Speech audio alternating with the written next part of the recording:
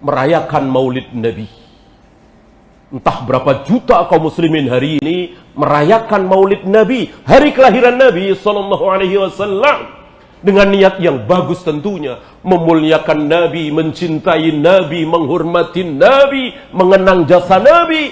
Lalu kaum muslimin merayakan maulid Nabi. Baguskah tujuannya? Bagus sekali. Tapi jangan lupa, kita bukan orang pertama jadi orang Islam. Ada pendahulu-pendahulu kita yang pasti mereka lebih faham, lebih tahu, lebih pas. Jangan kita sombong bahwa mereka belum tahu, belum menemukan, kita sekarang sudah menemukan. Ini sombong. Ini sombong. Dan kesombongan ini akan dibalas oleh Allah. Apa? Nuwallihi ma tawalla, kata Allah. Akan kami sesatkan kemana dia sesat. Wa nuslihi jahannam. Dan akan kami masukkan ke dalam jahannam. Kenapa? Sombong dia. Sombong tidak mau apa? Tidak mau mengikuti Rasul dan para sahabat. An-Nisa 115. Wa may yushakkikir rasula min ba'di ma tabayyana lahul huda wa yattabi' ghayra sabilil mu'minin. Barang siapa yang tidak mau beragama mengikuti Rasul dan para sahabat, maka akan kami sesatkan kemana dia sesat, dan akan kami masukkan ke dalam jahannam. Lihat, bukan main-main. Allah mengancam orang-orang kita semua, kaum muslimin. Kaum muslimin ini, Allah tidak mengancam orang kafir di sini. Allah tidak mengancam orang kafir. Orang kafir sudah jelas kekal di neraka selama-lamanya. Nggak ada amal, nggak perlu diperhitungkan. Mau sodakoh, mau jujur, mau amanah, mau baik hati, mau menyantuni ribuan fakir miskin. Kalau kafir, non-muslim, kekal di neraka selama-lamanya. Yang kita bahas kaum muslimin, saudara-saudara kita, termasuk kita, apakah pasti selamat dari neraka? Tidak. Tidak mentang-mentang muslim pasti masuk surga. Tidak. Bisa di antara kita masuk neraka dulu. Nah, salah satunya apa? Ini dia. Tidak mau mengikuti Rasul dan para sahabat. Nah, contoh yang mudah adalah maulid. Berapa juta kaum muslimin merayakan maulid Nabi atas nama cinta kepada Nabi sallallahu alaihi wasallam. Nah, pertanyaan besar kita, apakah perayaan maulid pernah dilakukan oleh Rasul dan para sahabat? Pertanyaan yang sederhana. Apa ia sebuah kebaikan dalam agama, kebenaran di dalam Islam, sementara Rasul dan para sahabat tidak tahu, tidak mengenal? Dan seperti yang kita bahas di awal tadi, kalau pakai utak-atik ayat, dapat maulid. Ada ayat-ayat yang bisa diutak-atik tentang kelahiran Nabi Isa, ya, salamun alaika ma wulita, dan seterusnya, bahwa salam bagimu ketika engkau lahir, ketika engkau mati, ketika engkau dibangkitkan. Ada. Kalau main otak-atik, orang nggak sholat saja ada ayatnya, wa'bud rabbaka hatta ya'tiyakal yakin, sembahlah Allah sampai kamu yakin. Jadi kalau sudah yakin, nggak menyembah Allah nggak apa-apa, nggak sholat nggak apa-apa, bisa. Kalau main otak-atik bisa. Yang tidak bisa kalau apa? Kalau mengikuti Rasul dan para sahabat. Rasul dan para sahabat tidak bisa diotak-atik.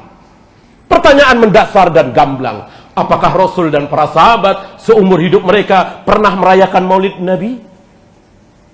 Kalau tidak, bagaimana kita merasa lebih pintar dari mereka? Dari Rasul dan para sahabat.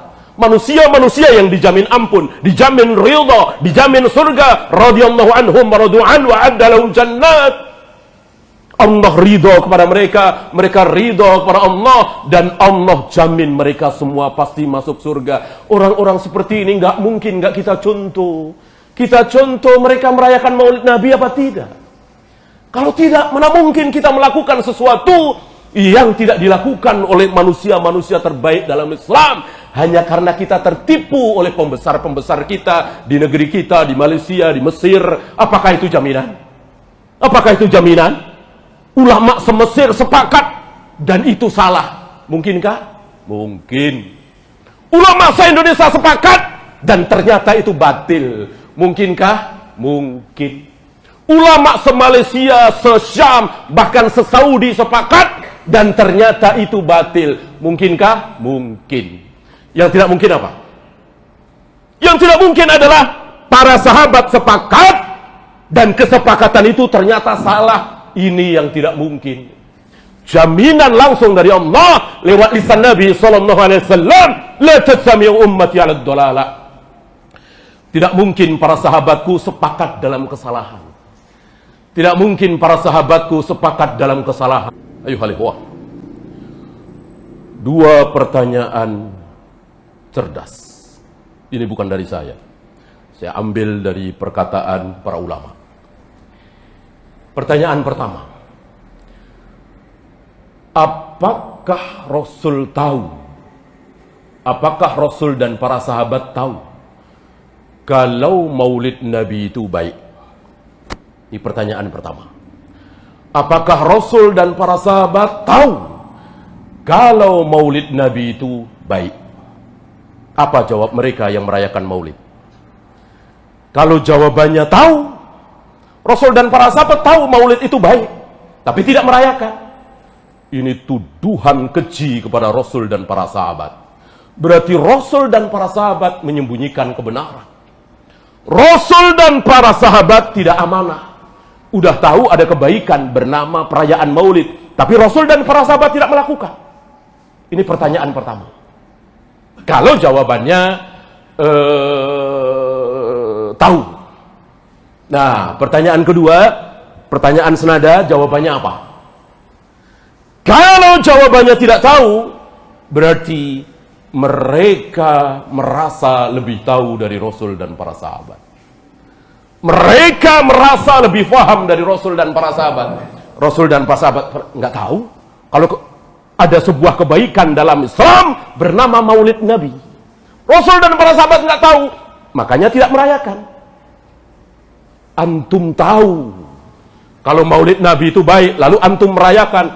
Subhanallah, antum lebih pintar dari Rasul dan para sahabat, lebih mulia dari Rasul dan para sahabat, lebih berilmu dari Rasul dan para sahabat. Tentu mustahil ini sebuah kekufuran.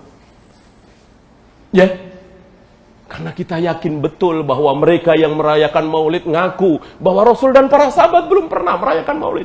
Tidak ada sepotong hadis yang menunjukkan Rasul dan para sahabat di 12 Rabiul Awal kumpul bareng-bareng, ceramah khusus, salawat khusus. Tidak ada.